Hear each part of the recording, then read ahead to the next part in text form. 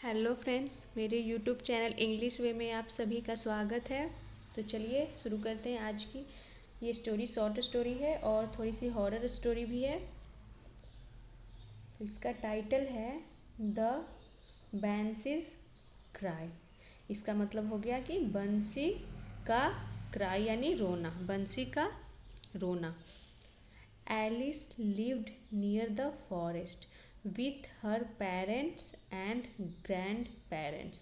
Alice lived, तो Alice एक नाम हो गया यानी कि नाउन, लिव्ड यानी रहती थी, नियर द फॉरेस्ट यानी कि जंगल के पास, विथ हर पेरेंट्स यानी कि अपने माता पिता के साथ, एंड ग्रैंड पेरेंट्स और दादा दादी के साथ। तो एलिस अपने माता पिता और दादा दादी के साथ जंगल के, नियर द फॉरेस्ट एंड जंगल के पास रहती थी। तो यहाँ पे पेरेंट नहीं होता, पेरेंट्स होता और ग्रैंड पेरेंट्स होता है, क्योंकि उसमें दोनों आते हैं, दादा ग्रैंड पेरेंट्स यानी दादा दादी, पेरेंट्स में मम्मी पापा, इसीलिए इसमें एस लगा होता है, पेरेंट्स। अगर पेरेंट बोलेंगे तो वो सिंगल पेरेंट हो जाएंगे, या तो माँ या तो पिता। तो यहाँ तक हो गया। वन नाइट, एक रात, एलिस वाज अलोन, एलिस अकेली थी, एट होम यानी घर पर, as every one had gone for a party. As का मतलब यहाँ हो गया क्योंकि, एवरी वन हैड गोन यानी कि हर कोई गया था, तो हैड के साथ यहाँ पे गो की थर्ड फॉर्म गोन हो गई, तो ये पास्ट परफेक्ट टेंस के सेंटेंस में लिखा हुआ है sentence. Every one had gone यानी हर कोई चला गया था, फॉर अ पार्टी यानी कि पार्टी के लिए हर कोई चला गया था, तो एलिस घर पे अकेली थी। Alice sat by the window, Alice sat यानी कि बैठ गई, सीट की सेकंड फॉर्म के रूप में यहाँ यूज किया गया सैट। बाय द विंडो का मतलब हो गया कि खिड़की के पास वो बैठ गई। रीडिंग अ बुक यानी कि वो एक बुक यानी किताब को रीडिंग करने लगी, पढ़ने लगी, यानी कि वो एक किताब पढ़ रही थी, खिड़की के पास वो बैठ गई और वो किताब पढ़ रही थी। जस्ट देन, तभी, सी हर्ड अ हॉलिंग साउंड, तभी उसने सुनी, तो यहाँ पे हेयर की सेकेंड फॉर्म हर्ड हो गई। सी प्रोनाउन हो गया जो कि एलिस के लिए यूज किया गया, जिससे हमें पता चलता है कि एलिस एक लड़की है, क्योंकि सी प्रोनाउन हम फीमेल के लिए यूज करते हैं। सी हर्ड अ हॉलिंग साउंड, उसने क्या सुनी, तो एक हॉलिंग साउंड का मतलब हो गया कि गुर्राने की आवाज़। तो हॉलिंग यहाँ एडजेक्टिव का काम कर रहा है, साउंड को ये कर रहा है मॉडिफाई, कर रहा है, बता रहा है कि कैसा साउंड, तो हॉलिंग साउंड यानी गुर्राने की आवाज़।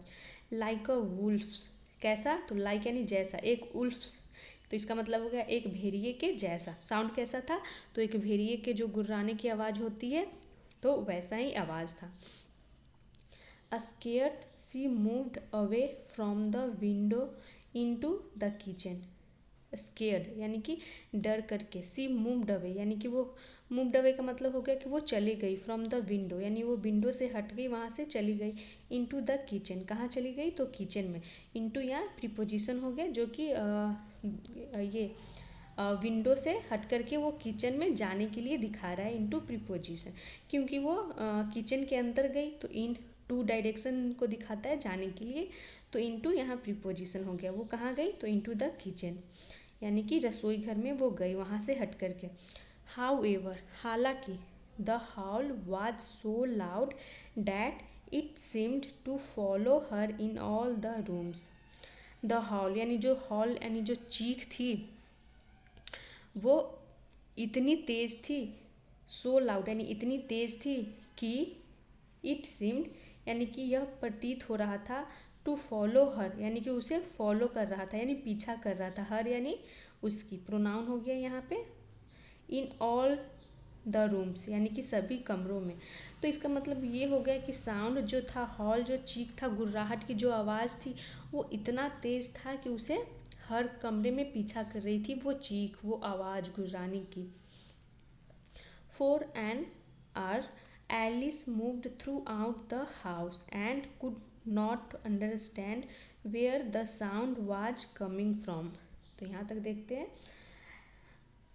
फॉर एन आवर, इसका मतलब हो गया कि एक घंटे तक, Alice moved throughout the house, यानी जो एलिस थी वो मूव्ड यानी कि घूमती रही through out the house. Through out the house का मतलब हो गया कि पूरे घर में। तो 1 घंटे तक वो पूरे घर में घूमती रही, यानी पता करने के लिए आखिर ये आवाज़ आ कहाँ से रही है, गुर्राने की आवाज़ कहाँ से आ रही है। तो वो 1 घंटे तक पूरे घर में घूमती रही। एंड कुड नॉट अंडरस्टैंड, और कुड नॉट अंडरस्टैंड का मतलब हो गया कि वो नहीं समझ सकी। अंडरस्टैंड यानी समझना, वो नहीं समझ सकी। वेयर, वेयर यहाँ पे फ्रॉम यहाँ आ गया है, तो where the sound was coming from, इसका मतलब हो गया कि कहाँ से आवाज़ कमिंग यानी कि आ रही थी। तो वो ये नहीं समझ पाई कि आखिर वो आवाज़ आ कहाँ से रही है। फाइनली, तो फाइनली का मतलब हो गया अंततः या फिर आखिरकार। Right before her family return, right का मतलब हो गया ठीक, बिफोर यानी पहले, हर फैमिली यानी उसका परिवार, रिटर्न यानी लौटने के पहले, ठीक उसके परिवार के लौटने के पहले। तो हर फैमिली, यहाँ पे हर क्या हो गया, यहाँ पे हर प्रोनाउन नहीं हो गया, यहाँ पे हर पजेसिव एडजेक्टिव का काम कर रहा है, इसके साथ नाउन लग करके आ रहा है, तो यहाँ ये हर पजेसिव एडजेक्टिव हो गया। तो वो जैसे ही उसके फैमिली के लौटने का ये हो गया ठीक पहले, द हॉलिंग स्टॉप, जो हॉलिंग था यानी कि जो चीखना था, गुर्राहट था, वो क्या हो गया, स्टॉप हो गया, रुक गया, यानी जब उसकी फैमिली के आने का टाइम हो गया तो वो रुक गया।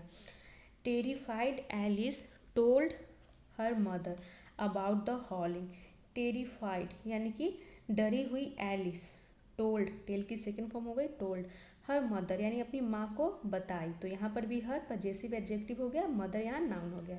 अबाउट द हॉलिंग यानी कि अबाउट यानी के बारे में, द हॉलिंग यानी कि उस हॉलिंग चीखना, यानी उस चीखने के बारे में, जो गुर्राहट की आवाज़ थी उसके बारे में वो अपनी माँ को बताती है। हर मदर यानी कि उसकी माँ, सेड यानी कि कहा, उसकी माँ कही, सैडली यानी कि सैडली का मतलब हो गया कि उदास होकर के। Alice our family is cursed, तो उसकी माँ जो थी वो सैडली यानी उदास होकर के बोली, एलिस आवर फैमिली यानी जो हमारा परिवार है, इज कर्स्ड यानी कि शापित है, हमारा परिवार शापित है, with the cry of the बंसी यानी कि बंसी, विथ द क्राई यानी कि रोने से, किसकी, तो ऑफ द बंसी, बंसी के रोने से क्या है, ये श्रापित है।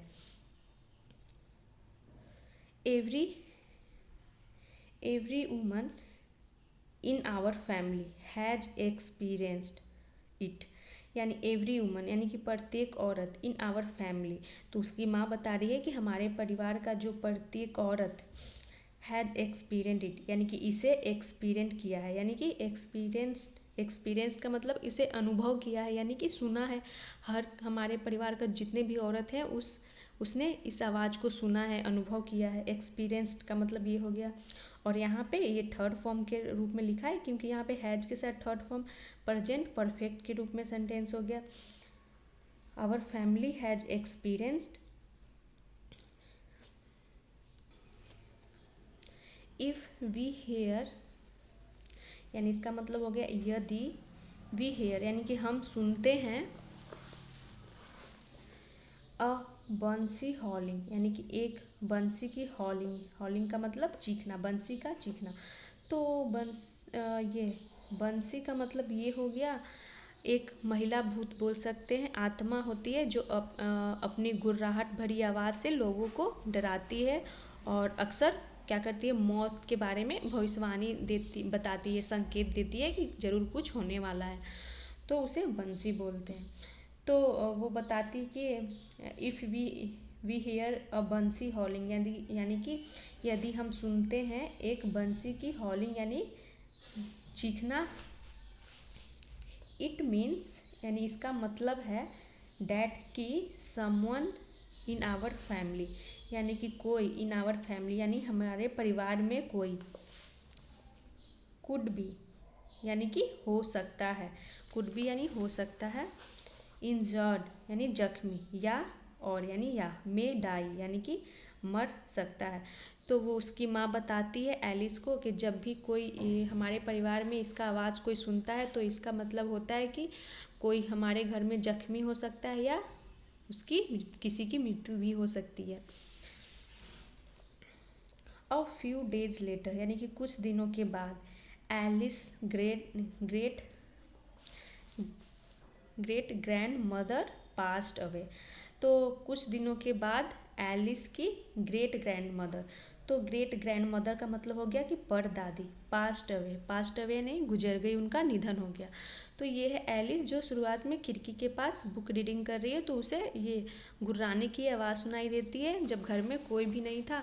तो जो वो जब उसके परिवार वाले आते हैं, फैमिली आती है उसकी, तो वो अपनी माँ से बताती है, तो उसकी माँ बोलती है कि हमारा परिवार इस आवाज़ से श्रापित है, और जब किसी को भी ये आवाज़ सुनाई देता है, इसका मतलब होता है कि हमारे परिवार में कोई जख्मी होने वाला है या किसी की मृत्यु होने वाली है।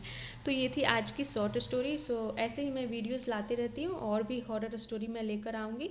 तो मेरे चैनल को देखने के लिए ये चैनल को सब्सक्राइब करें और वीडियो को लाइक करें। Thanks for watching.